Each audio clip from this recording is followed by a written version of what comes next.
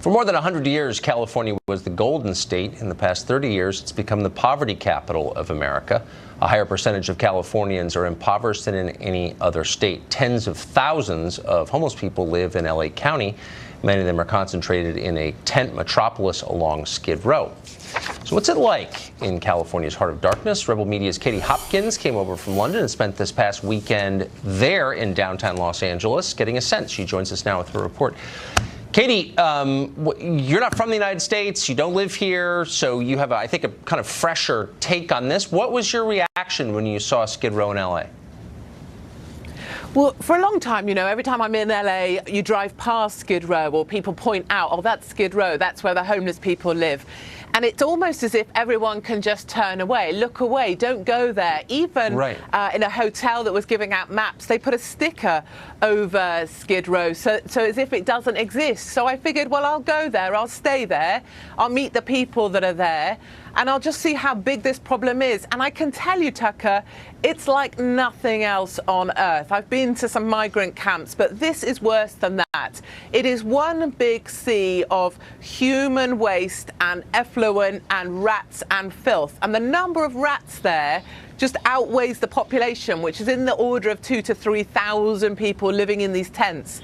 And it is a desperate situation, but I really feel as well there is a human health hazard in the center of LA downtown, and that is a time bomb waiting to go off. It's very much like London in the 1600s, just prior to the bubonic plague.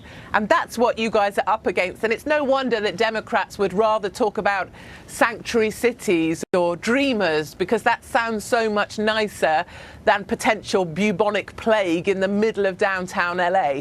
So some of the video that you sent us is too over the top even for us to show. And this is, taking place on the street. It's too disgusting, honestly. I walked around Bombay, India not long ago, all day. Never saw anything like this. Los Angeles is much richer than Bombay. Why does this exist in a city as rich as LA?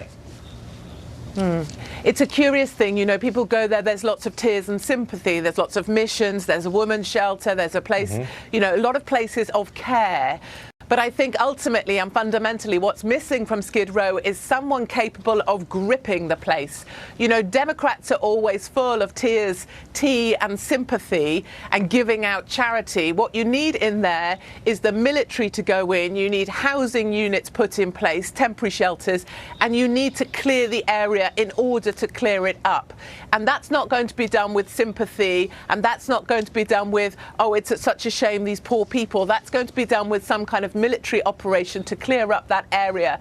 And no one's really going to want to take that. And what we need in America, I think, is more leaders who are willing to be unpopular, and a few more journalists perhaps who are willing to stop navel gazing or gazing at the cleavage of Stormy whoever, and actually going out there and reporting on some of the reality that we face day to day on streets that no one's talking about. Right. And it's not just, I'm embarrassed as an American to say to you, a Brit, that it's not just Los Angeles. It's Chicago, it's San Francisco, it's Washington, D.C., it's New York City. There's something that connects these. So give us... I think that's right. Right. So give us your 15 seconds on that. What do you think it is? What's the cause of this? What's the ideology behind it? I think this all stems from the sense that everybody is free to do whatever they want, in the sense that we'll support the fact that the family unit doesn't matter anymore. We'll support the fact that you can rely on the government for everything. We'll support the fact the government's supposed to provide you with a house, that you don't have to take individual accountability. And what ends up then is a bunch of people who are completely lost, who are beyond help. You shut down the sanatoriums as well. They have nowhere to go. But tea and sympathy and allowing people to live however they like isn't going to cut it. And this entire area of downtown, no one goes there. I was the only woman there that I saw that wasn't living in a tent. And what I would say to people of California is, you think this is a problem in downtown? This problem is coming to you. These tent cities are building all over the place. That's literally true. Soon enough, no, you're absolutely right. And maybe then you'll care. Katie Hopkins, thank you for that. I appreciate it. Thank you.